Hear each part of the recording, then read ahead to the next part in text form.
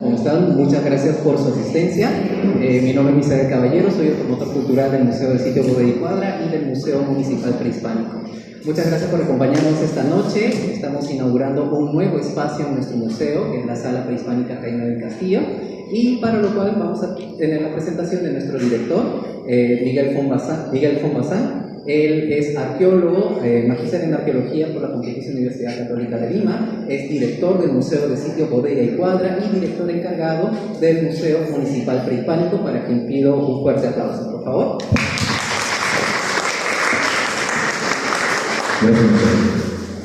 Bien, buenas noches. Agradecemos a todos su presencia por acompañarnos el día de hoy. Tenemos una conferencia muy interesante titulada Conferencia Mujer y Poder, representaciones femeninas en el arte del Antiguo Perú. Bueno, en el Museo del Sitio Bodega y Cuadra es un museo que exhibe distintas piezas prehispánicas de la cultura nazca, moche, lambayeque, chimú, entre otros. Y bueno, dentro de las cerámicas que ponemos tenemos representaciones femeninas, ¿no?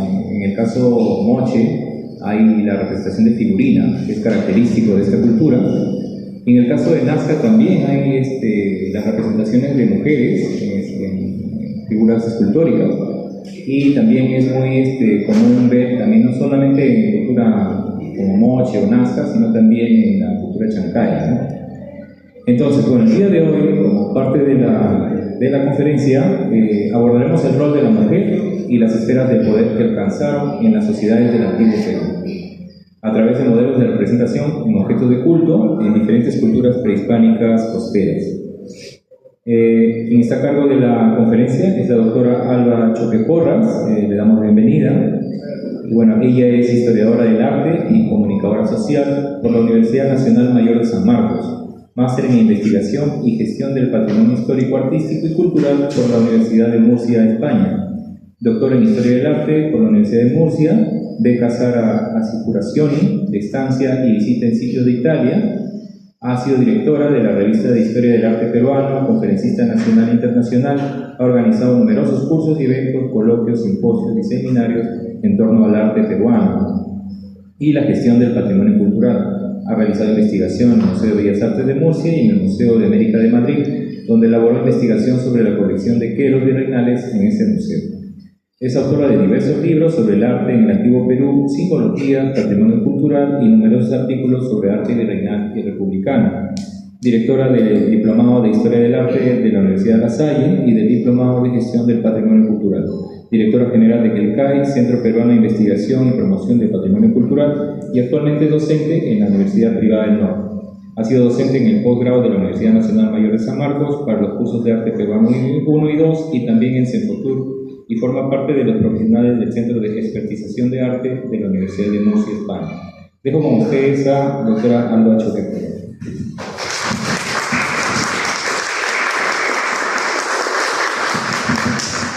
Muchas gracias en principio a los organizadores de esta presentación.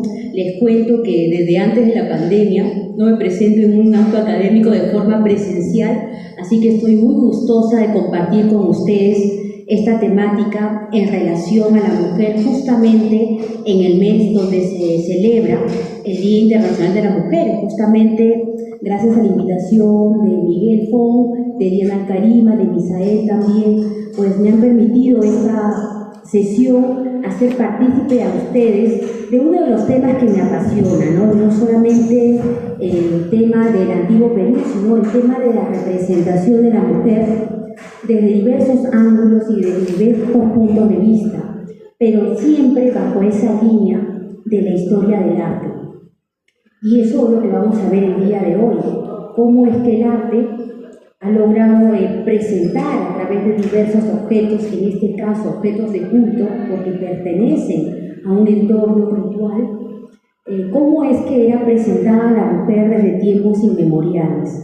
Pero antes de hablar de la mujer en el arte del Antiguo Perú, yo voy a hacer primero una revisión muy breve del papel de cómo en otras sociedades, desde la antigüedad, se presentaba también la representación de las diosas, de las mujeres, y después compararemos al final ¿Por qué hasta ahora no le damos el verdadero sitial al papel de la mujer en el antiguo Perú, como si ya se lo vienen dando en otras esferas europeas, en fin, latinoamericanas, poniendo en relieve el verdadero sitial que tuvieron estas mujeres, ¿no? Mujeres que son anónimas, no sabemos sus nombres, a lo mejor podemos denominarlas la dama de Cao, pero no sabemos realmente cómo se llamaban, y así varias de ellas que también presentaremos el día de hoy, pero que su legado a través de la imagen nos va a ayudar un poquito a hacer cambiar también nuestro pensamiento, ¿no? De cómo debemos enfocar los estudios vinculados a la presencia de lo femenino en el mundo, en este caso del antiguo Perú. Entonces voy a empezar, como ya les dije, presentando brevemente cómo es que sí se ha venido abordando el tema de la representación de la mujer. Y aquí pongo seguramente imágenes que muchos de ustedes conocen y otros que a lo mejor por primera vez están viendo, las famosas Venus, porque en el tiempo del Paleolítico comenzaron a surgir, y se mantuvieron durante varios siglos, este tipo de representaciones femeninas. Y me gustaría que nos acordáramos de esta y otras más que veremos y tratáramos de compararlas visualmente con las que vamos a encontrar en el antiguo Perú, ¿no? Y entonces, la primera de ellas, la Venus de Middendorf, al igual que también la Venus de Lausel, son representaciones femeninas, si se dan cuenta, que no presentan un rostro, sino que nos presentan a mujeres con textura bastante gruesa, voluminosa, de senos y caderas marcadas, además, y las vemos que son pequeñas, como vemos aquí, son muy pequeñas, ¿no? Y generalmente, fíjense, terminan en punta, porque eran para ser colocadas y hundidas ligeramente sobre la tierra, para que pudieran estar erguidas, además, en un proceso ritual lo más probable, ¿no? También muestran el genital, marcando la esencia de lo femenino dentro de este tipo de escultura, de bulto y en relieve. Hay muchos modelos, podríamos poner varios además, pero que nos señalan cómo la mujer desde la antigüedad estaba vinculada a la idea de la fertilidad. Pensemos que en ese momento de la historia, en cualquier parte del mundo, la subsistencia para el hombre era lo más importante.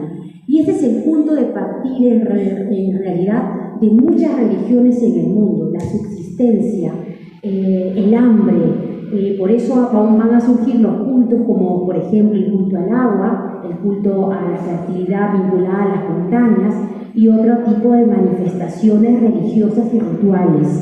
Y en el otro caso, bueno, aquí en la Venus de Lausel, vemos cómo tiene un cuerno, el cuerno asociado a ese animal de caza que pretende la comunidad alcanzar para poder alimentarse y sobrevivir. Por lo tanto, tenemos representaciones femeninas, por un lado vinculado a la idea de fertilidad, vinculado también a esa idea animista que tienen estas primeras sociedades que buscan representar lo que ellos desean. ¿Y por qué no representar a mujeres delgadas? Porque seguramente eso era lo que pasaba en ese contexto, donde seguramente varios días la comunidad o el pequeño grupo estaba sin comer. Pues entonces la representación de estas mujeres, de estos volúmenes, pues marcaba una mujer que podía saciarse, que podía tener acceso al alimento, y es por eso que estos modelos de representación comienzan a surgir. Y por otro lado, desde la historia del arte, vamos a ver cómo el artista, porque estas son piedras generalmente muy duras, lo que hace es buscar soluciones, no separa los brazos del cuerpo, centrándolas generalmente o en el estómago o en los senos, la mujer da de amamantar también, y justamente para impedir después que la figura se rompa o cierta parte se destruya, ¿no? Entonces, para conservar la unidad del modelo de representación, el artista desde el origen de los tiempos ha buscado diferentes soluciones. Y el anonimato además lo presenta porque no presenta ojos, como estamos viendo aquí, ni nariz, sino una insinuación de lo que puede ser el rostro, ¿no? Y entonces comienza a surgir en el mundo, en diferentes partes del mundo, el culto a la diosa madre. y la madre, ya que es la primera imagen que tiene alguien cuando nace, comienza a convertirse poco a poco en un proceso en diversas sociedades en esas diosas, ¿no? Las imágenes, por tanto, del parto, el acto de amamantar, el de recibir a un muerto o una persona o un pequeño dentro del útero, en fin, ¿no? Van a expresar siempre, van a estar vinculadas a la imagen femenina en relación a la vida y también a la muerte en ciertos casos, ¿no? Y entonces, porque en realidad todos somos hijos de una madre, y esa madre es, digamos, el concepto principal que va a primar en estas sociedades, ¿no? Tenemos otro tipo de Venus, hay muchas de ellas, la característica, como les dije, principal es con esas pies o esas piernas en punta para unirlas a la tierra, en un acto que también está conmemorando la idea de fertilidad. Yo la hundo y entonces la tierra la fertilizo al mismo tiempo, ¿no? Algo parecido se ve en las famosas huacas también que se ven en la sierra, lajas que se hunden en diversas culturas en el antiguo Perú, ¿no? Y aquí tenemos otra también, mujeres asociadas a animales como felinos. Los felinos, yo tengo un libro, La imagen del felino en el arte del antiguo Perú, y recuerdo que la primera vez que toqué ese tema era el año 2002, lo presenté en un congreso internacional y se me echaron encima porque, claro, en ese momento nadie hablaba del felino, o muy poco, ¿no? Era una divinidad, no era una divinidad, sino era un acompañante de la divinidad, como manifestaban algunos investigadores, pero ahora pues esa visión ha cambiado con el tiempo, pero en realidad animales como el felino, el toro o a los animales que dentro de una comunidad marcan la escala de la dimensión vinculada a la fuerza, a la estrategia, van a ser entes que van a empezar a ser divinizados.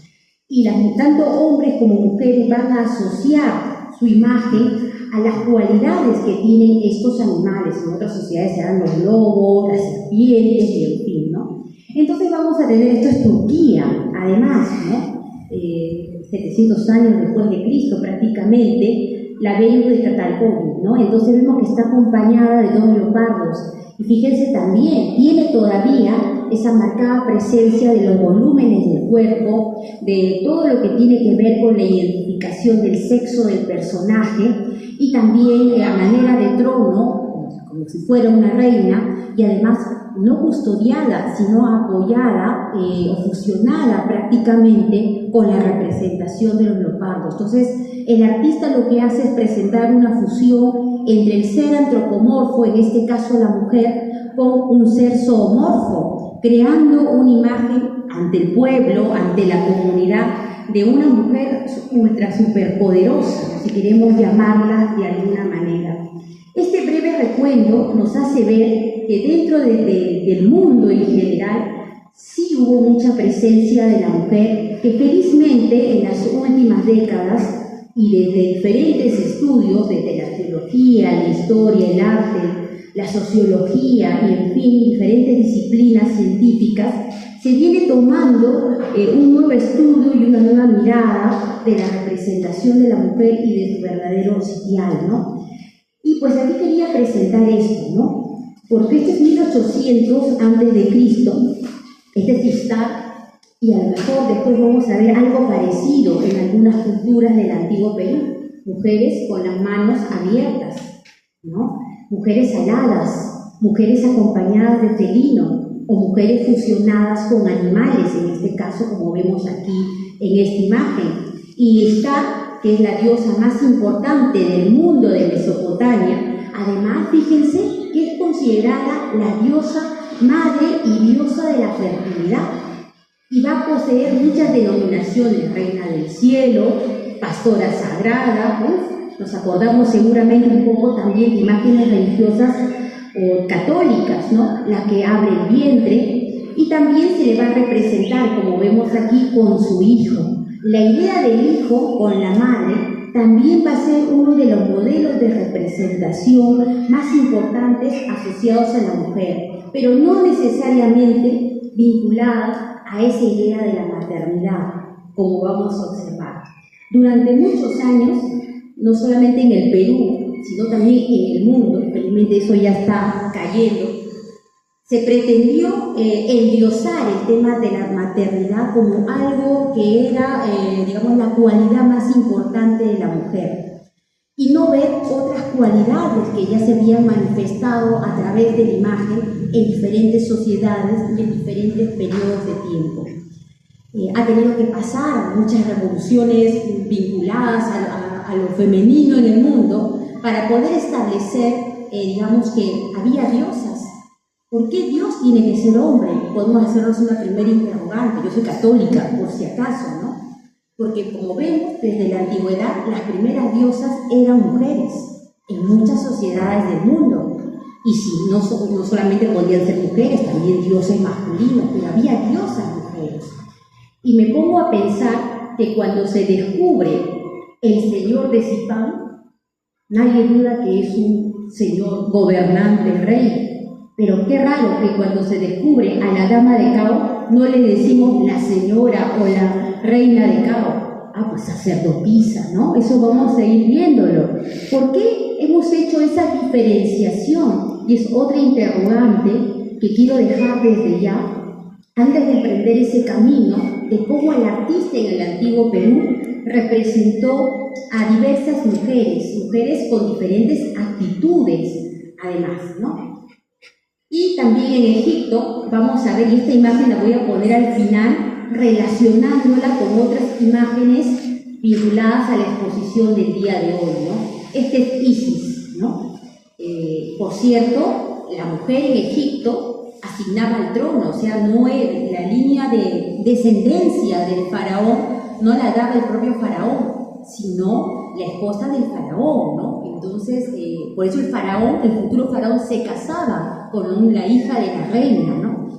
Y Isis, o As también como se le conoce, es la que asigna el trono, ¿no? Y por eso está generalmente sentada, la vemos aquí, es guardiana, es esposa, es madre, protectora de la maternidad, de los niños, de la familia, y su hijo Horus es considerado el iniciador de la civilización egipcia. Y también en esta sesión vamos a ver representaciones femeninas del antiguo Perú en esta misma disposición. ¿Y por qué a Isis sí la llaman diosa? ¿Y por qué a esas representaciones de mujeres en el antiguo Perú no se le dicen diosas? Y esto podría poner muchos ejemplos en el mundo. Estoy solamente centrándome en un detalle de la representación artística en el mundo, ¿no? Y es así como vamos a empezar este camino. He tratado de resumir, podríamos poner muchas imágenes más, pero imágenes que nos ayudan a repensar cómo era la representación femenina y por qué se daba de esa manera. Como les comenté, soy historiadora del arte y hay una premisa para los historiadores del arte, porque los historiadores del arte, aparte del significado, trabajamos con la forma.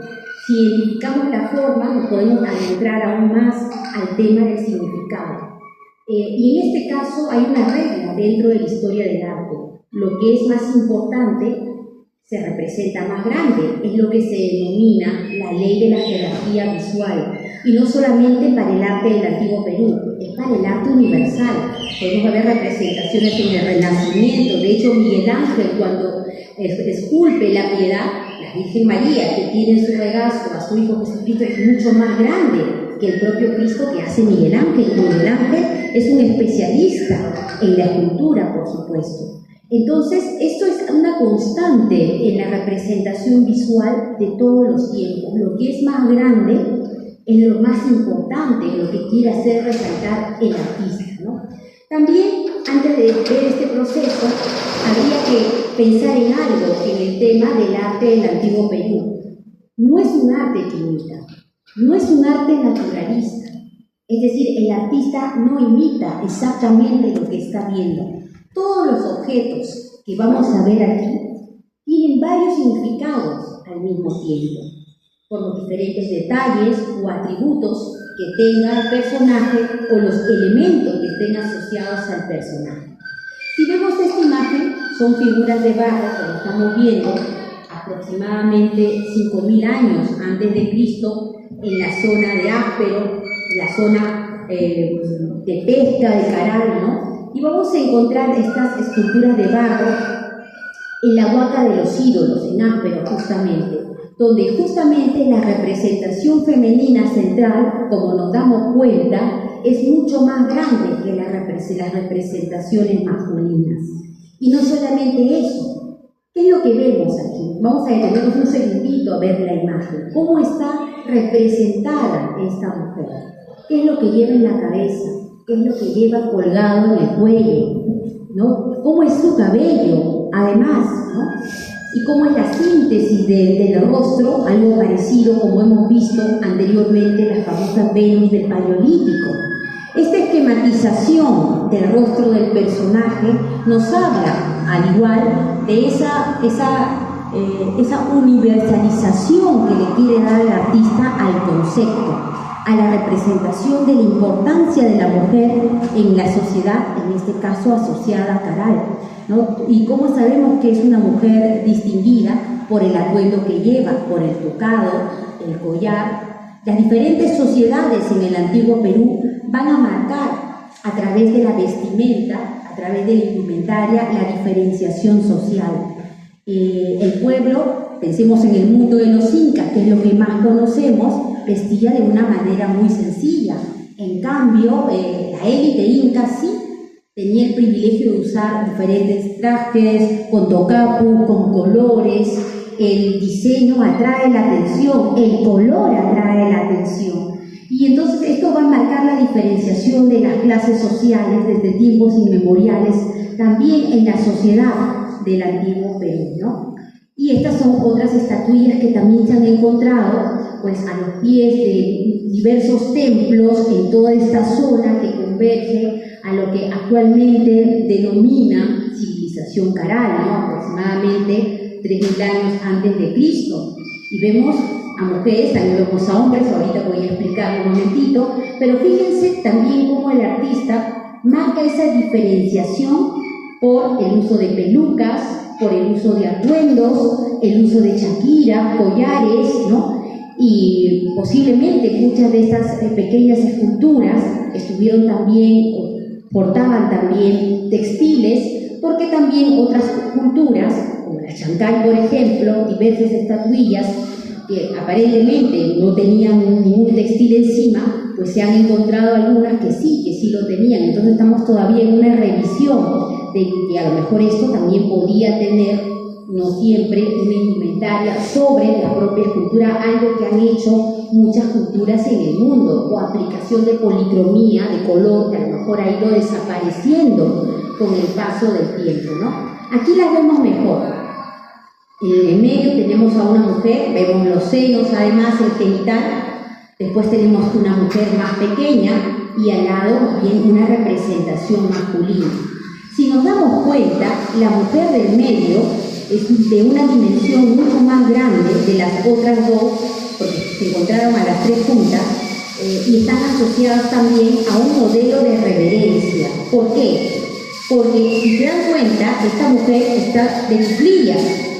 O sea, el artista trataba de representarle con las piernas flexionadas. Y este hombre también, con una pierna flexionada y la otra un poco levantada. Con lo cual, lo que ha tratado de transmitir es una suerte de reverencia, una suerte de, no quiero llamarle adoración, pero sí de particularidad, una particular reverencia a lo que representa esta mujer, ¿no? Bueno, estas esculturas, como bien dice aquí, se encontraron en el recinto de las hornacinas de Pichama y nos permiten además ver algo que vamos a encontrar de forma constante en diversas representaciones femeninas en el antiguo Perú. La representación de pintura facial, que no es algo exclusivo de lo femenino, pero que va a recalcar muchas veces algunas iconografías y símbolos asociados a la representación femenina. Y también el tema de tatuajes o el tema de incisiones sobre la piel, que son elementos del estatus de poder que le van a dar diferentes culturas no solamente a la mujer, sino también a representaciones masculinas para marcar una idea de diferenciación por el tema del rasgo, como estamos observando. En todas las culturas del mundo, el artista también toma del color un apoyo para llamar la atención de la comunidad, en el momento del ritual, como lo estamos viendo también en estas esculturas. Esta es otra estatuilla, ¿no? En la zona cercana de Miraya también, donde vamos a ver un rasgo que se va a repetir en la siguiente diapositiva con otra gran escultura antropomorfa femenina, ¿no? Vemos aquí, fíjense cómo es el rostro de esta representación femenina. No es un rostro dulce, es un rostro, fíjense cómo incide el artista en el tema de las cejas, en el tema de mostrarnos la boca, los ojos y las manos pegadas ahí al cuerpo, ¿no? Una mujer además de élite, fíjense cómo está vestida, con doble collar, con un traje de color además, y fíjense aquí arriba, al parecer como una suerte de póndigus, un elemento sagrado en muchas culturas de la antigüedad americana en general. O sea, asocian ya la representación de la mujer con la idea del espóndigo, de la fertilidad, con la idea del intercambio comercial, y también el tema de una diosa o una mujer o una sacerdotisa, pero que no es un ente pasivo, sino que es un ente, no quiero llamarle agresivo, pero sí de carácter. Y eso, lamentablemente, no se ha mostrado adecuadamente o se ha dejado de mostrar en algunas investigaciones, ¿no? Fíjense aquí, la Venus de Curayaco, la agresividad del rostro del personaje, lo voy a poner mejor aquí. No son seres dulces, son seres que tienen carácter, son mujeres fuertes, agresivas, porque así no solamente la quiere ver el artista, la quiere ver la comunidad, porque no, la Venus de Curayaco no representa a una sola mujer, representa a una idea de mujer. Y vemos también su tocado, la manera como afianza el artista el tema de la nariz, la boca, los ojos, ¿no?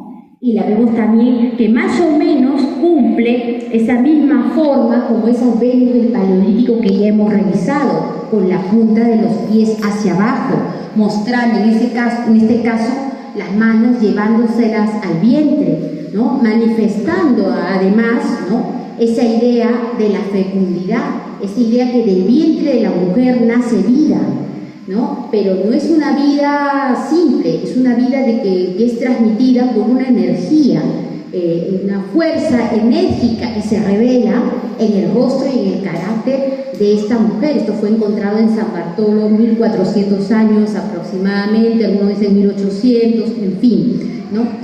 Y hay un gran naturalismo ya en la expresión que realiza el artista.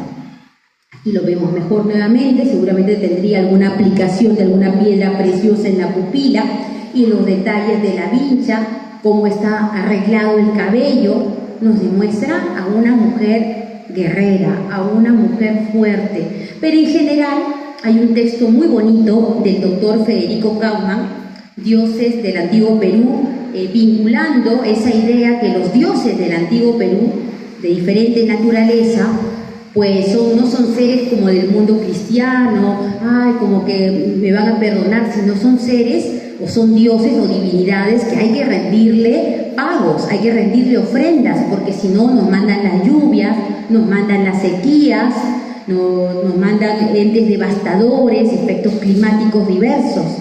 Y por eso es que vamos a encontrar este tipo de representaciones, ¿no? Y aquí no solamente eso es algo exclusivo del Perú, fíjense, esto no es el Perú, esto es Ecuador. Y lo quería mostrar porque, bueno, aquí lo están grabando por ahí y tengo unas alumnas de Ecuador, que es un país maravilloso. El tema de la deformación craneana no solamente era algo exclusivo para los hombres, sino también para las mujeres. De diferentes culturas en la antigüedad americana en general, ¿no?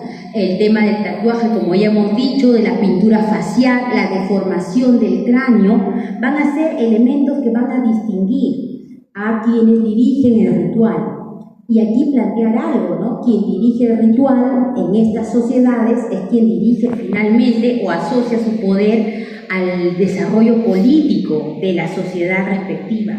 Y si estas mujeres son sacerdotisas, igual como pasaba en otras culturas, inclusive las incas, significa que tienen un gran poder dentro de la sociedad que les tocó vivir. Y vemos que también pueden haber mujeres guerreras, y lo ha habido en todas las sociedades del mundo. Los ecuatorianos nos llevan muchas décadas ya definiendo el verdadero rol de lo femenino en sus culturas ancestrales. Y en esto tenemos un poco que también tener otra mirada nueva, ¿no? Y hacer ese rescate también desde nuestro propio mundo prehispánico, ¿no? Como estas Venus de Valdivia, ¿no? Que nos marcan también la idea de lo femenino. Fíjense cómo el artista resalta como lo más importante, lo que coloca más grande.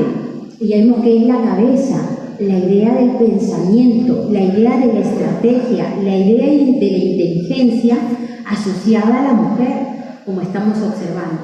Y vinculada, obviamente, igual que otras culturas americanas, a la idea de la fertilidad, más que de la maternidad, a la idea de la fertilidad. Y eso lo vamos a afianzar un poco más adelante, ¿no? Sin necesidad de recurrir a una imitación de lo que acontece de una mujer que ve, el artista sintetiza los rasgos de la mujer para resaltar sus otros atributos. Es un modelo de representación conceptual, pero es un modelo realmente intelectualizado que van a tener muchas culturas americanas en general, ¿no? Aquí lo vemos mucho más grande, ¿no? Ese tocado que tienen en las cabezas, inclusive el bebé también lo va a aportar. Esto es una escultura, son muy pequeñitas, que se encuentran en el Museo de la Casa del Alabado en Quito, quizás uno de los mejores museos arqueológicos de la capital ecuatoriana. Y esto me va a permitir mostrar este elemento vinculado a esa concepción de la maternidad, ¿no? Que también va a aparecer en culturas del antiguo Perú, ¿no? En realidad, muchas culturas, aquí tenemos solamente una moche de la colección del Museo Larco, el momento de la concepción, el momento del parto, hemos visto que también en otras culturas del mundo eran asociadas o representadas, y en este caso también, ¿no? Vinculando más que la idea del parto, la idea de una nueva vida, o un renacimiento, vinculado a esa idea de que la mujer puede dar vida. La mujer puede dar en ese sentido también una nueva vitalidad a todo ese grupo social o comunidad. Y es por eso que muchas culturas tuvieron diosas. Y aquí pues un poco tenemos que volver a revisar cómo estamos planteando nuestras propuestas de investigación en ese sentido. Mujeres que ayudan a mujeres, parteras en muchas partes del mundo se ha visto, y la esencia de la vida resumida en una sola escultura, como estamos viendo, ¿no? Y aquí también otras representaciones. Este es Nazca, aquí vemos la cabeza del niño que están haciendo también mujeres que tienen tatuajes, pintura facial, sí, para distinguirse. No son mujeres, no quiero llamarlas simples, no son mujeres especiales, y el artista las determina así y la sociedad las determina así por lo que llevan en el rostro, por lo que llevan en el cuerpo. Entes siderales como el sol, entes siderales como las estrellas, cabezas cercenadas o cabezas trofeos.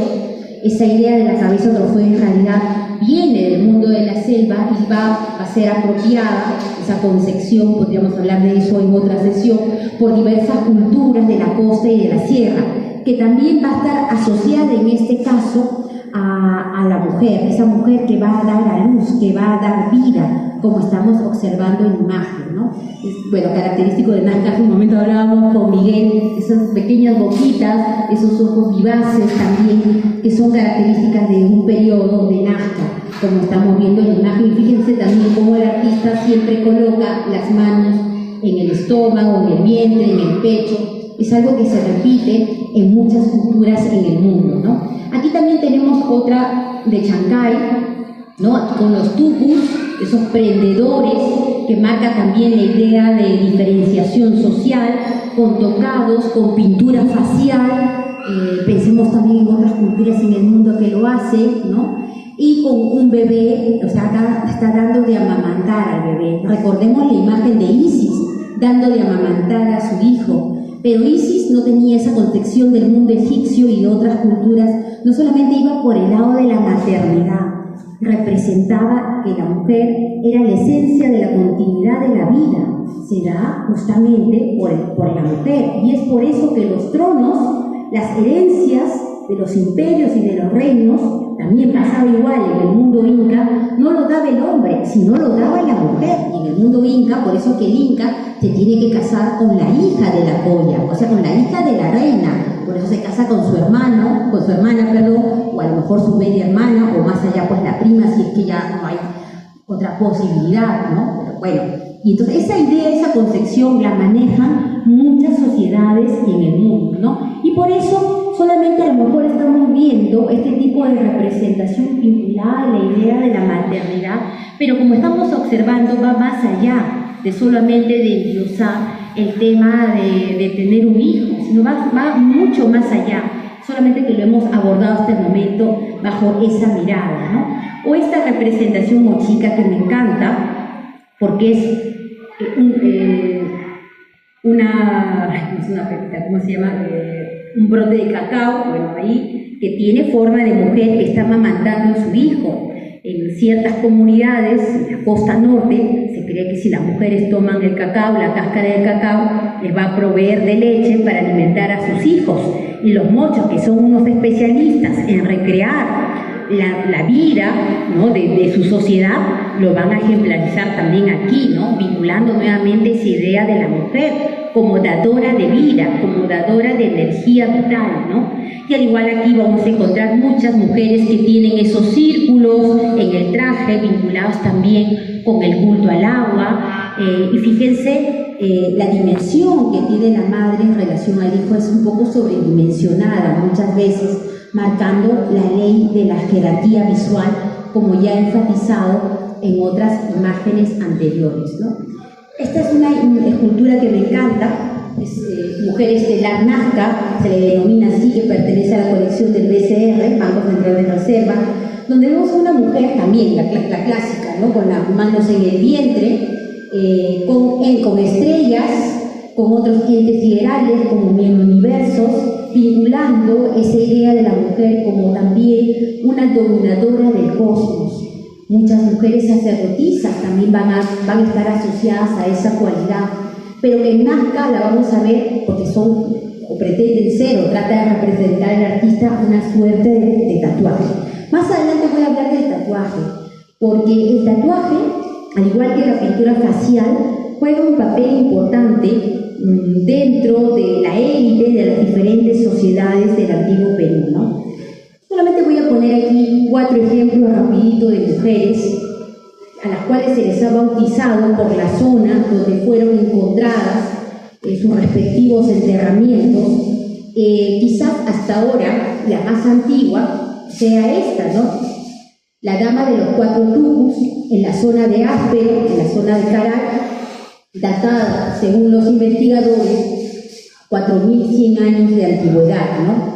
Lo curioso de esta mujer, ¿cómo sabemos que es una mujer de élite? Además, este era un entierro muy sencillo, estamos hablando del periodo formativo, además, y vamos a ver, a la mujer se le encuentra en el entierro con estos tupus, ¿no? Tupus de hueso, además, que representan a pájaros, a monos, ¿no? Y que van a estar asociados al entierro de esta mujer, ¿no? Se le denomina así, la dama de los 4 tupus. No sabemos quién era, no creo que lo sepamos, pero lo que sí sabemos es que es una mujer especial por los elementos con los cuales viene o fue enterrada. Un collar de chaquiras, como vemos aquí también, marcan el elemento diferenciador. El pueblo no se enterraba así.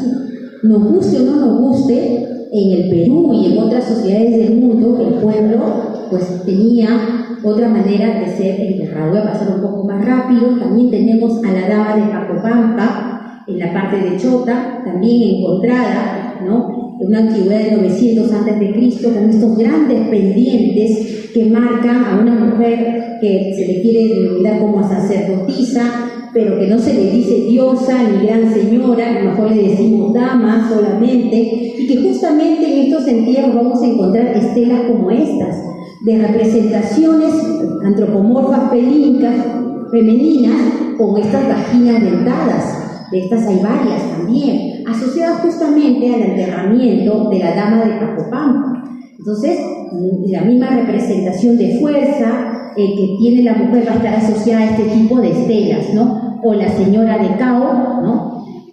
No le dice la reina de Cao ni la diosa de Cao, sino que primero le decían la sacerdotisa de Cao, y ya, bueno, ya está ascendiendo, ¿no?, a señora de Cao. Todo este atavío con el que fue enterrada, fíjense que hay una recreación, ese tocado además que lleva, aquí lo vamos a ver mejor, bueno, esto es con todas las capas con las cuales fue desenterrada y analizada la señora de Cao. Vemos el tocado que tiene el rostro de felino, asociándose la imagen del felino a la representación de esta mujer, seguramente una dignataria en su momento de la antigüedad moche, ¿no? Parte de su ajuar funerario. Estos ajuares son muy pesados, además una vez me puse uno, que yo me imagino en el momento del ritual, cuando el señor o la señora o el gobernante se pondría esto, pues eso pesaba y se pondría solamente un momento, son objetos rituales. Y son mujeres además que se les distingue por una serie de adornos además, ¿no? Y por qué no llamarlas bajo su verdadera denominación, y además la dama de Cao con tatuajes, porque aquí quería enfatizar el tema de la práctica del tatuaje.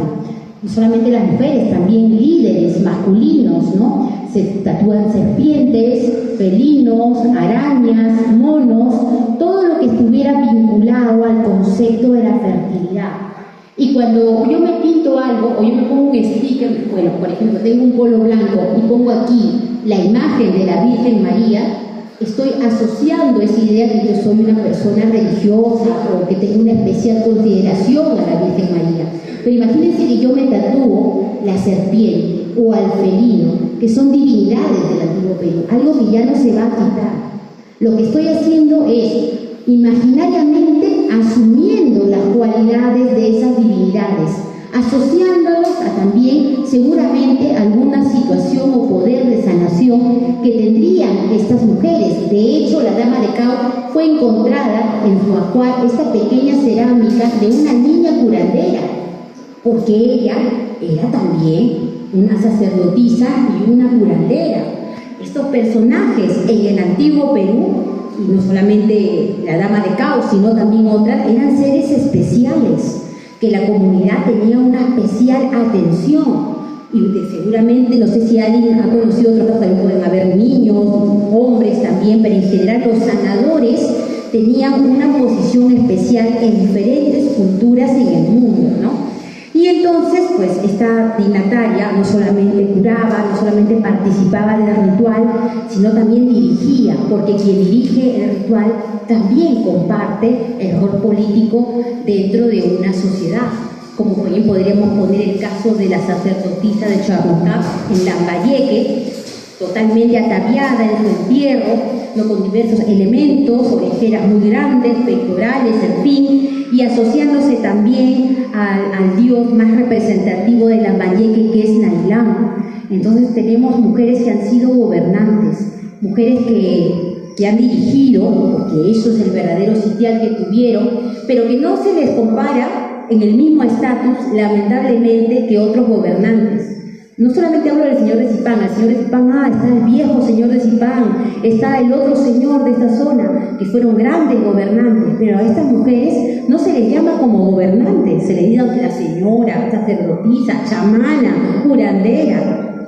¿Por qué? ¿Por qué hemos hecho eso? ¿Por qué sí aceptamos cuando es hombre y no aceptamos cuando es mujer? Cuando inclusive vamos a encontrar muchas veces con ajuares mejores y elementos que nos marcan el estatus que tuvieron en un momento determinado, porque preferimos ver esto, que no tiene nada de malo, que me encantan estas muñecas chancay, pero claro, se resalta más, que la mujer sea tejedora, cocinera, ¿no?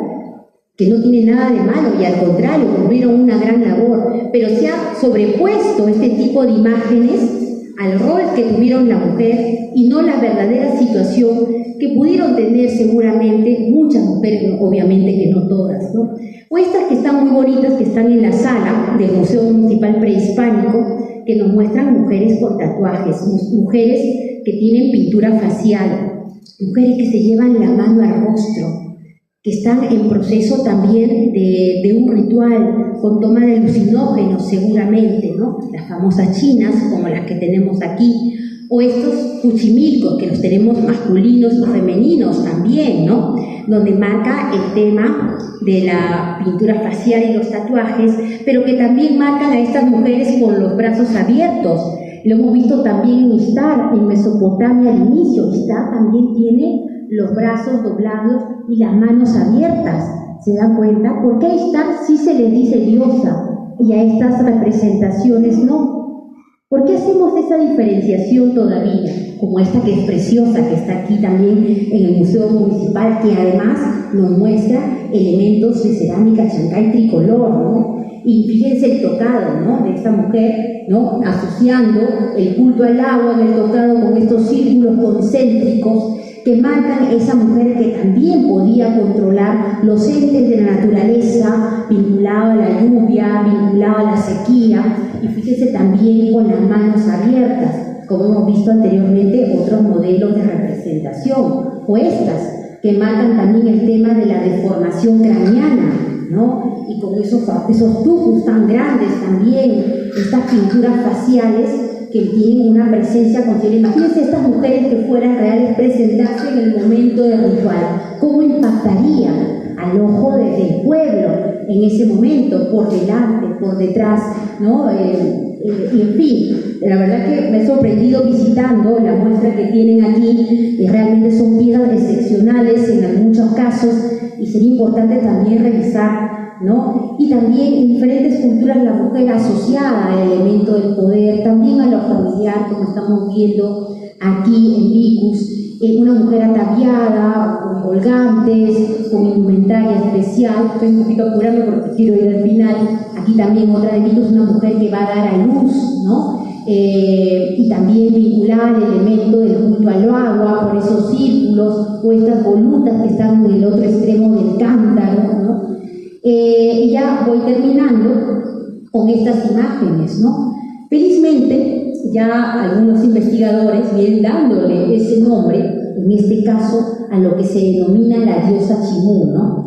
Que aparecen generalmente en unas piezas en la parte superior, con esos tocados tan pronunciados como estamos viendo. Generalmente aparece desnuda, además sentada, ¿no? Y puede tener diversos animales asociados como los monitos, los felinos, puede estar también tejiendo o preparando algo, tipo también sacerdotisa, ¿no? Aquí con un espondilus, como si estuviera tocándolo, aquí como con aves. Las aves también son elementos sagrados en el antiguo Perú, ¿no? Y que nos muestra la importancia que dieron estas sociedades y que ahora se le da su verdadera denominación, diosa Chimú, porque además se repite el modelo en varias representaciones de cántaros Chimú, como vamos a encontrar varios, además, ¿no? Del Museo Rafael Larco, también aquí otras vinculadas a la idea de la pesca, vinculadas al elemento de los cambios de marea, asociadas a la luna, ¿no? Vinculada al tema de la luna con la marea y los peces, en fin. Y ya para terminar, esta imagen que me encanta, ¿no? Que es la Venus de Frías, que es de Vicus. Cuando vayan a Piura, les invito a visitar el Museo de Vicus, donde se encuentra esta obra que es excepcional. Fíjense de perfil, la deformación craneana, o sea que evidencia la pieza, ¿no? Es de oro de 24 quilates, lo podemos ver por el tema de la manufactura externa, si desean, ¿no? Aquí también la vemos también, ¿no? Como también le agregan piedras preciosas, pero aquí yo quería presentarlas porque marca algo que va a ser una constante en la representación, no solamente femenina, sino también masculina, en el arte del antiguo Perú. La representación de un modelo corporal de 3 y 4 cabezas. 3 cabezas generalmente asociando a ese pensamiento religioso que tienen diferentes culturas ancestrales, ¿no? La idea del Hanampacha, el Caipacha y el Upacha, resumido en esa forma como se presenta lo corporal en la representación prehispánica, ¿no? Porque en el mundo europeo, la representación de las divinidades, como en el mundo griego, de ahí surge el canon de las 7 cabezas, se daba porque los griegos, ¿no?, presentaban cómo eran sus dioses eran igual que ellos, por eso es que la representación del canon es de esa manera. Nuestros dioses o nuestras diosas juegan en torno a esa representación vinculada a ese proceso religioso, que está vinculado a estas 3 esferas en la cual se desarrolla o convive el hombre en el mundo prehispánico. Entonces, a veces algunos investigadores señalan, está mal realizada la conformación de la imagen. No es eso, sino que cada cultura coloca la representación formal de la figura humana de acuerdo a su propia religiosidad. Y por eso hay que ponernos, cuando hablemos de arte, en el lugar de esa sociedad. ¿Cuáles son esas cualidades? ¿Cuál es ese ideal de belleza que tiene esa sociedad determinada? Y con esto voy a terminar. Aquí la vimos al inicio.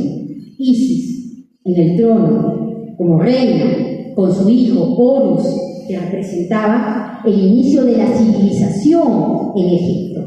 Y esta es una pieza que está aquí maravillosa, que tiene aquí el Museo Municipal Prehispánico, cargando no a un niño, sino puede ser Nailán o puede ser un guerrero, pero una diosa cargando a un hombre más que un niño. O esta también Moche. ¿Por qué a Isis no se le está vinculando solamente por la idea de la maternidad, sino por la idea del origen de las civilizaciones como una diosa particular? ¿Y por qué a estas representaciones no las llamamos diosas? ¿O por qué no las estamos vinculando a la idea de agentes divinos en este caso? Entonces yo pongo este interrogante para que reflexionemos cómo debemos realmente abordar el tema de la representación femenina y pensar, ¿no? Pensar que debemos volver a releer, debemos a volver a ver las imágenes y compararlas también con otras esferas del arte mundial y de la sociedad mundial en general. Muchas gracias.